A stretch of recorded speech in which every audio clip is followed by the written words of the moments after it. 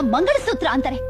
ಹೆಂಡತಿ ಅಂದ್ರೆ ಕಾಲಿಗೆ ನೀರು ಕೊಡೋಳು, ಗಂಡ ಹೊಡೆದ್ರೆ ಅಳ್ತಾ ಅವರು ಕೊಡೋ ಹಿಂಸೆನೆಲ್ಲ ಸಹಿಸ್ಕೊಂಡಿರ್ಬೇಕು ಅಂತ ಭಾವಿಸೋ ನಿನ್ನಂಥವ್ನು ಕಟ್ಟಿರೋದನ್ನ ಮಂಗಳಸೂತ್ರ ಅನ್ನಲ್ಲ, ಅಮಂಗಳಸೂತ್ರ ಅಂತಾರೆ.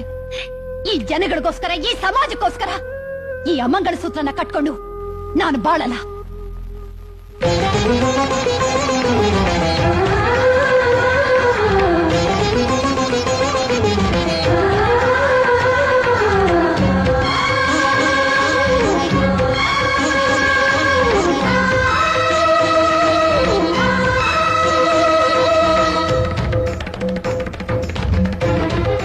ನಿನ್ನಂಥ ಗಂಡನ ಜೊತೆ ಅಳತ ಸಂಸಾರ ಮಾಡೋದಕ್ಕಿಂತ ಯಾವುದಾದ್ರೂ ದೇವಸ್ಥಾನದಲ್ಲಿ ನನ್ನ ಜೀವನ ಕಳೆದ್ರೆ ಪುಣ್ಯನಾದ್ರೂ ಸಿಗುತ್ತೆ.